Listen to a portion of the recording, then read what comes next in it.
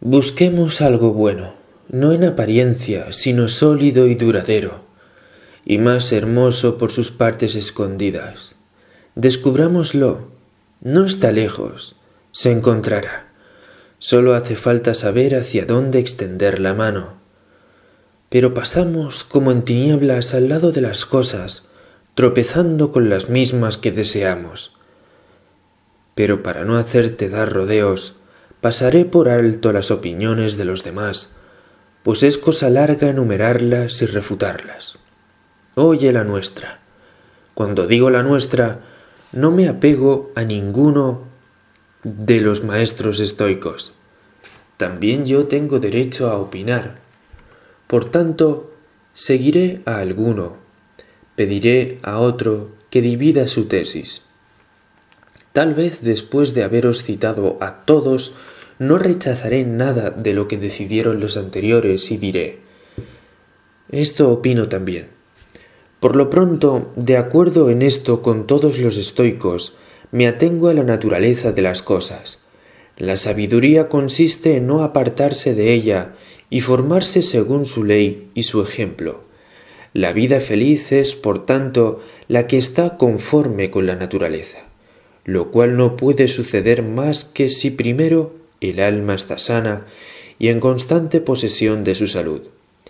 En segundo lugar, si es enérgica y ardiente, magnánima y paciente, adaptable a las circunstancias, cuidadosa sin angustia de su cuerpo y de lo que le pertenece, atenta a las demás cosas que sirven para la vida, sin admirarse de ninguna. Si usa de los dones de la fortuna, sin ser esclava de ellos, comprendes, aunque no lo añadiera, que de ello nace una constante tranquilidad y libertad. Una vez alejadas las cosas que nos irritan o nos aterran, pues en lugar de los placeres y de esos goces mezquinos y frágiles, dañosos aún en el mismo desorden, nos viene una gran alegría inquebrantable y constante, y al mismo tiempo la paz y la armonía del alma, y la magnanimidad con la dulzura, pues toda ferocidad procede de debilidad. Oposición de la virtud y el placer. Añade ahora que el placer sobreviene incluso a la vida más infame, pero que la virtud no admite una mala vida, y algunos no son infelices por falta de placer, sino por el placer mismo, lo cual no ocurriría si a la virtud se mezclase el deleite, del que a menudo carece la virtud, pero que nunca necesita. ¿Por qué querer reunir cosas distintas y aún contrarias? La virtud es algo elevado, excelso y regio, invencible e infatigable. El placer es algo bajo, servil, flaco y mezquino, cuyo asiento y domicilio son los lupanares y las tabernas.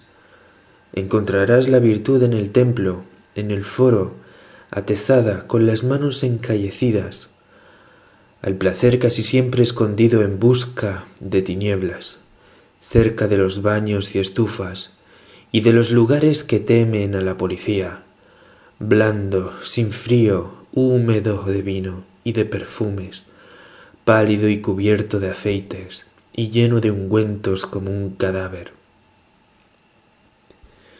El sumo bien es inmortal, no puede desaparecer y no conocer el hastío ni el arrepentimiento, pues un alma recta no cambia nunca, ni se aborrece ni muda nada, porque siempre ha seguido lo mejor, pero el placer, en cambio, cuanto más deleita, se extingue, y no tiene mucho espacio, por lo cual pronto lo llena y produce hastío, y se marchita después de los primeros transportes, y nunca es seguro aquello cuya naturaleza consiste en el movimiento. Así no puede tener consistencia alguna lo que llega y pasa del modo más fugaz para perecer en su mismo lugar, pues llega al punto donde cesa y cuando comienza ya ve su fin. La libertad del sabio. ¿Ves, pues, qué mala y funesta servidumbre tendrá que sufrir aquel a quien poseerán alternativamente los placeres y los dolores, los dominios más caprichosos y arrebatados. Hay que encontrar, por tanto, una salida hacia la libertad. Esta libertad no la da más que la indiferencia por la fortuna. Entonces nacerá ese inestimable bien, la calma del espíritu puesto en seguro y la elevación. Y desechados todos los terrores, del conocimiento de la verdad surgirá un gozo grande e inmutable. Y la afabilidad y efusión del ánimo, con los cuales se deleitará, no como bienes, sino como frutos de su propio bien. Puesto que he empezado a tratar la cuestión con amplitud, puede llamarse feliz al que gracias a la razón ni desea ni teme, pues las piedras también carecen de temor y de tristeza, e igualmente los animales, pero no por ello dice nadie que son felices los que no tienen conciencia de la felicidad. Pone en el mismo lugar a los hombres a quienes una índole obtusa y la ignorancia de sí mismos reducen al número de los animales y de las cosas inanimadas. Ninguna diferencia hay entre estos y aquellos, pues estos carecen de razón y la de aquellos está corrompida y sólo sirve para su mal y para pervertirlos, pues nadie puede llamarse feliz fuera de la verdad. La vida feliz tiene por tanto su fundamento inmutable en un juicio recto y seguro, pues el alma es pura y libre de todo mal cuando ha evitado no sólo los desgarrones, sino también los arañazos, dispuesta a mantenerse siempre donde se ha detenido y a defender su posición contra los furores y los embates de la fortuna. Pues por lo que se refiere al placer, aun cuando se difunda por todas partes en torno nuestro y se insinúe por todas las vías y halague el ánimo con sus caricias y acumule unas tras otras para seducirnos total o parcialmente, ¿qué mortal, a quien quede algún vestigio de ser hombre, querría sentir su cosquilleo día y noche y abandonar el alma para consagrarse al cuerpo? El peligro del epicureísmo. Les irá mal, dices, porque intervienen muchas circunstancias que perturban su ánimo y las opiniones contrarias inquietarán su mente. Concedo que sea así, pero no obstante, esos mismos necios, caprichosos y expuestos a la amenaza del arrepentimiento, experimentan grandes placeres, de modo que es menester confesar que están tan lejos de toda molestia como del buen sentido, y como ocurre a muchos, tienen una locura alegre y se enajenan entre risas. Por el contrario, los placeres de los sabios son apacibles y moderados, acaso débiles, concentrados y apenas visibles, pues vienen sin ser llamados, y cuando llegan espontáneamente, no son recibidos con honores ni con goce alguno por los que experimentan, pues los mezclan en la vida como el juego y la diversión entre las cosas serias. Déjese pues de unir cosas incompatibles y de enlazar el placer con la virtud, vicio con el que se adula a los peores. El hombre sumido en los placeres, siempre ahito y ebrio, por saber que vive con placer, cree vivir también con virtud, pues oye que el placer no puede separarse de la virtud, y entonces da a sus vicios el nombre de sabiduría y ostenta lo que debiera ocultar. Así, no se entregan a la sensualidad impulsados por Epicuro, sino que dados al vicio esconden su corrupción en el seno de la filosofía, y acuden donde oyen alabar el placer. Y no consideran cuán sobrio y seco es el placer de Epicuro, al menos así lo entiendo yo, sino que se precipitan hacia ese nombre en busca de una autoridad y de algún velo para sus desenfrenos, y así pierden lo único bueno que tenían entre sus males, la vergüenza del pecado, pues alaban aquello de que se sonrojaban y se envanecen del vicio. Por eso ni siquiera es posible a la juventud enmendarse, puesto que se aplica un título honroso a una indolencia vergonzosa. Esta es la razón de que esa alabanza del placer sea perniciosa. Los preceptos virtuosos quedan ocultos, lo que corrompe está manifiesto. El verdadero sentido de la doctrina de Epicuro. Yo mismo soy de la opinión, lo diré a pesar de nuestros partidarios, de que los preceptos de Epicuro son venerables, rectos y si los miras más de cerca, tristes, pues reduce el placer a algo escaso y mezquino, y la ley que nosotros asignamos a la virtud, él la asigna al placer. Le ordena obedecer la ley de la naturaleza, pero es poco para la sensualidad lo que para la naturaleza es bastante. Pero ¿qué ocurre? Aquel que llama felicidad al ocio perezoso y a los goces alternativos de la gula y la lujuria, busca un buen apoyo para una mala causa. Y mientras viene, inducido por aquel nombre seductor, sigue el placer, no el que le enseñan, sino el que trajo consigo, y una vez que empieza a juzgar sus vicios semejantes a los preceptos, cede a ellos. Pero no ya con timidez y escondidas, se entrega a la sensualidad abiertamente, descaradamente. Por esto no diré, como la mayoría de los nuestros, que la escuela de Epicuro es maestra de infamias, sino que digo, tiene mala reputación, tiene mala fama y no la merece. ¿Quién puede saberlo si no ha sido admitido en su interior? Su misma fachada da lugar a las hablillas y suscita malsanas esperanzas. Es como un hombre enérgico vestido de mujer. Tu pudor es constante, tu virilidad está intacta, tu cuerpo no cede a ninguna debilidad vergonzosa, pero tienes en la mano un tambor.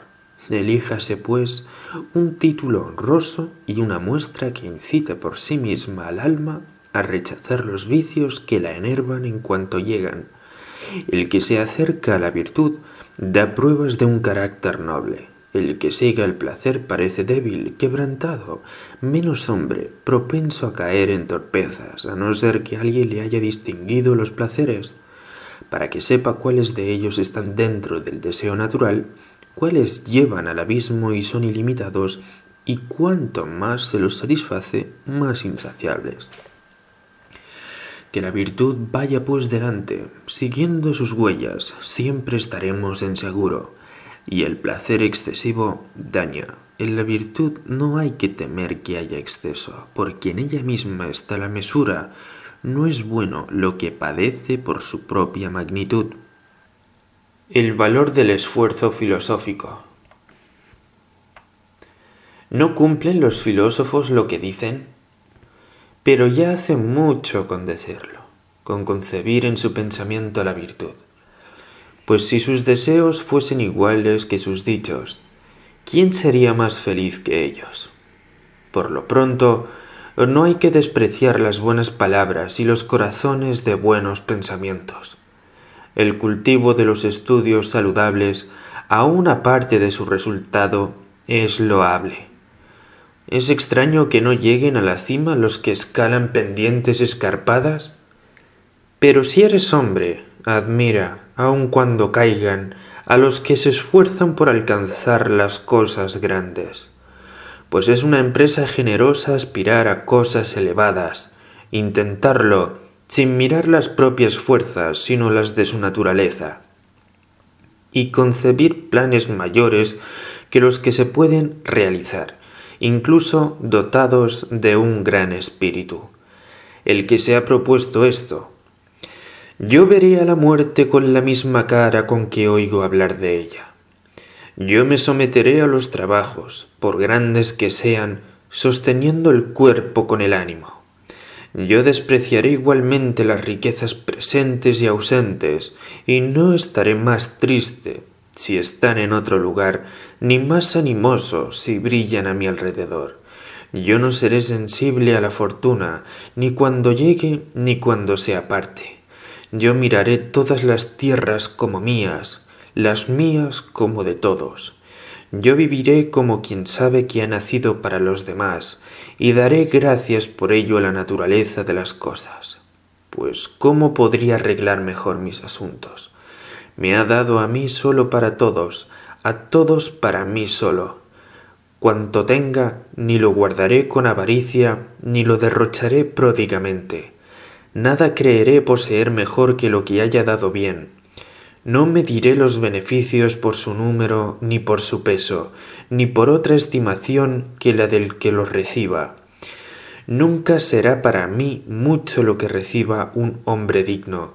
No haré nada por la opinión, todo por la conciencia. Creeré que hago a los ojos del pueblo, aun aquello de que yo solo sea testigo. Al comer y al beber, mi fin será satisfacer los deseos naturales, no llenar el vientre y vaciarlo.